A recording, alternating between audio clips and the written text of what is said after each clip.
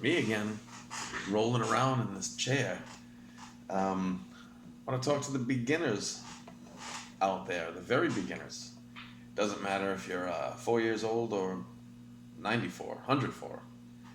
There's a couple of things I might be able to help out with.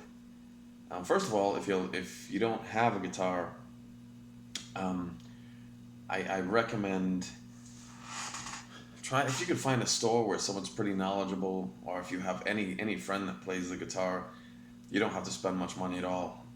A lot of the stuff coming out of China and Indonesia now is great. Um, the most important thing is the setup, and that's how it plays in tune. Well, if I could play it in tune,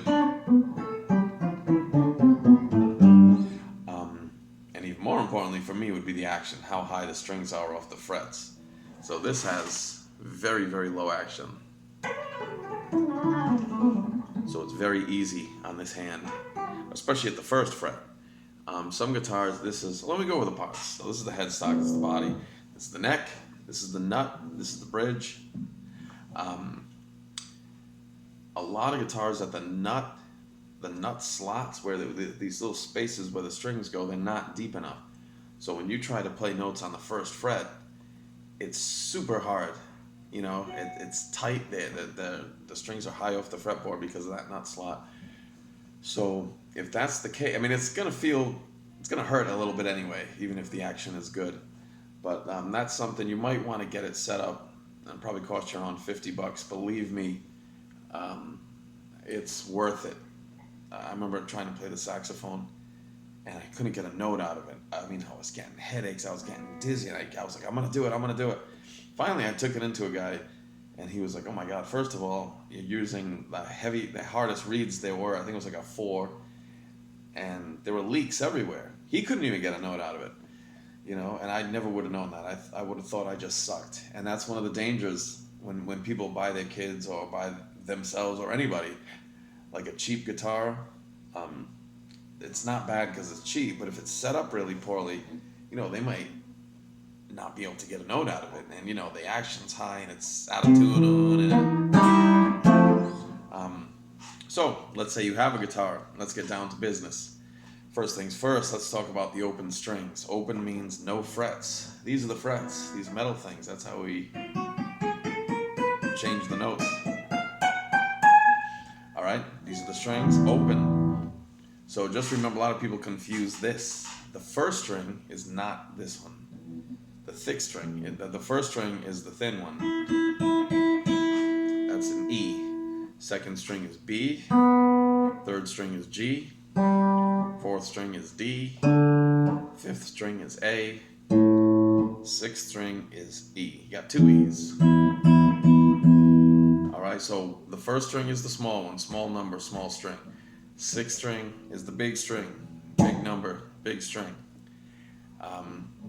Again, E, B, G, D, A, E. And if you go the other way, 6, 5, 4, 3, 2, 1, it's going to be E, A, D, G, E. So I'm gonna show the C major scale real quick, and just so you know, when you fret a note, you're gonna go right behind the fret. So I'm gonna go to the first fret. I'm right behind it. You don't want to be on top of it or too far behind it. If you're on top of it, it's gonna sound kind of muffled. If you're too far back, it's gonna buzz. You want to be right behind the fret, and you'll eventually, every note you play will just fall into place. You'll get used to how that feels. So let's talk about the notes in the C major scale. I'm going to do one string at a time. The open E string, that's E. First fret would be F. And the third fret is G. That's it. E is open. F on the first fret. G on the third fret. Now we're going to go to the second string. The shape is exactly the same. It's going to be open, first fret, and third fret, just like the first string, but the notes are going to be B, open, C on the first fret, and then D on the third fret. If you're wondering about using a pick and how to hold the pick, I wouldn't even use one in the beginning. You might never use one, but you can use your index finger, your thumb, something you can feel the strings with, so it's not something else to be worried about confusing you. So you've got E, F, and G. Let me sit like this. By the way, quick side note, I totally recommend using a strap. Your guitar will sit the same exact way when you stand up and when you sit down. I don't know, I've been playing for almost 33 years, and I just started doing this year. I mean, my neck, everything's messed up from sitting like this. You know, doing this stuff for 8 hours a day back in the day. You know, with a big guitar, this whole thing.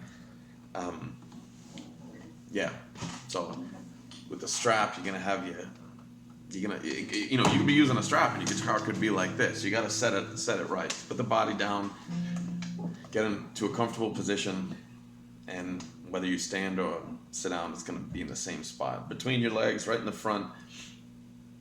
Magic. All right, back to business. So you got E, F, and G on the first string. Open, 1, 3. On the second string, B, C, D. Open, first fret, third fret. Third string, we're gonna do G and A. That's G is open, A is on the second fret. Fourth string, we're gonna do open D. Second fret is E. Third fret is F.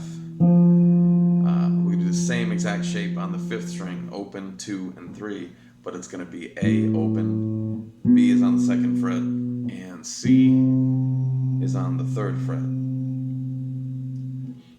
Now the last string is an E, just like the first string. So the note's going to be exactly the same. E open, F on the first fret, G on the third fret. In the beginning, don't worry about your fingers. A lot of people will be doing this. That's fine. Eventually you want to be using one finger per fret for this.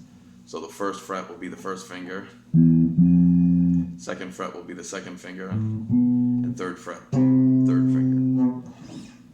Very easy. So again, we're going to do those notes, but we're going to do them descending and ascending, the whole scale. We're not going to do this. Let me go over it one more time before we do that. So on the first string, E, F, G, open, 1, 3. Second string, B, C, D, open, 1, 3.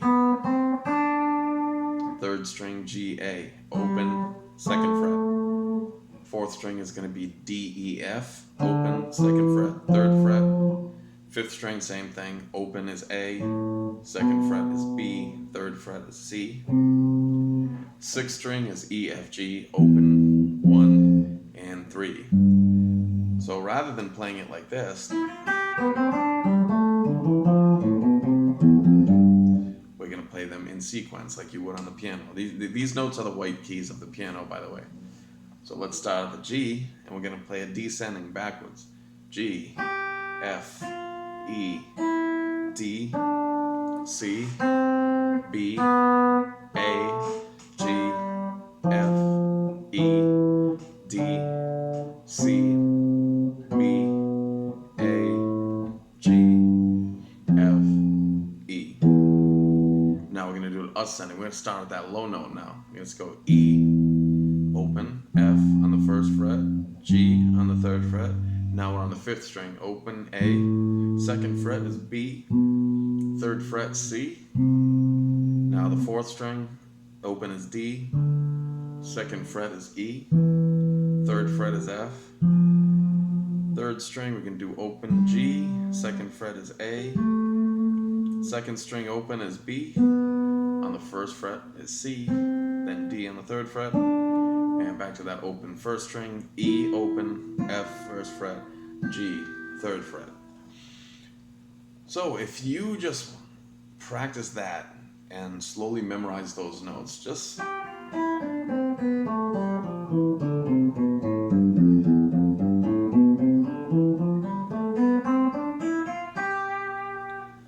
that is a very, very good start.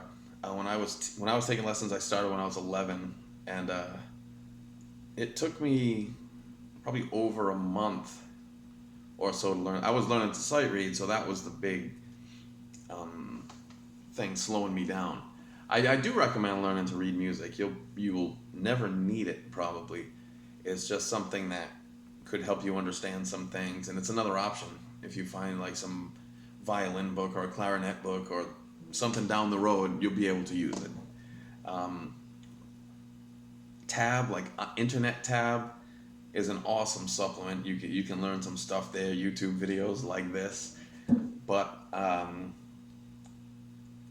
people don't know the correct path. They don't know what to do next. So there's a danger of doing something totally wacky, and the video or the information might be totally wrong. So be careful. Subscribe to my stuff. It's correct, I promise.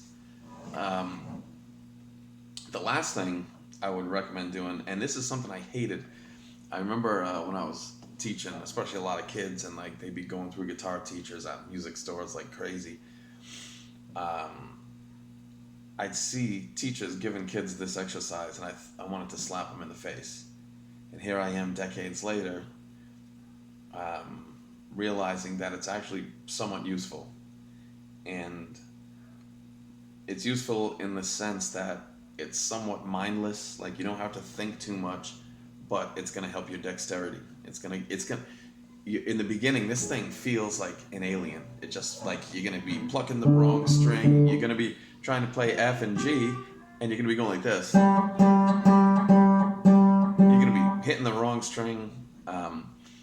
So one thing that'll help you gain some dexterity and some facility on the instrument is what's called the digital pattern. These are digits, fingers. Just going 1, 2, 3, 4 on each fret.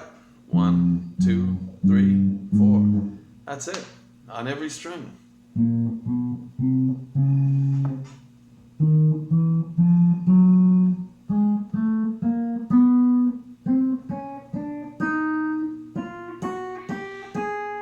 All right, that's it.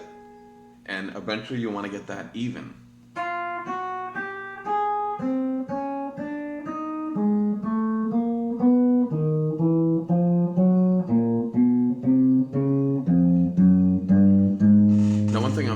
Is you'll notice I'm keeping my fingers down, like I'll do on the first string, 1, 2, 3, 4. So you don't have to go like this. I've seen people doing stuff like that. So you just.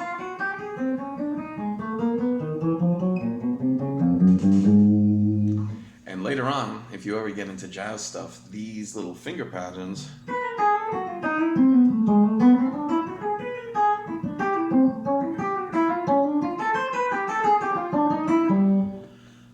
incredibly useful. You end up doing that type of stuff. So to recap, fingers right behind the fret, if you want to tune up, you know what, I'll do another probably quick video with tuning notes, but here they are.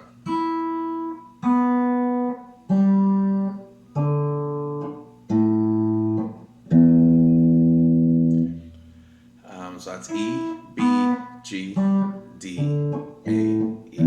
So remember, C scale, E, F, G, A, B, C, D, E, F, G, A, B, C, D, E, F, G.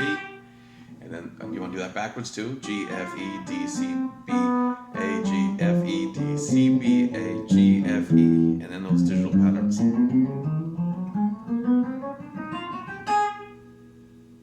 And you'll be on the road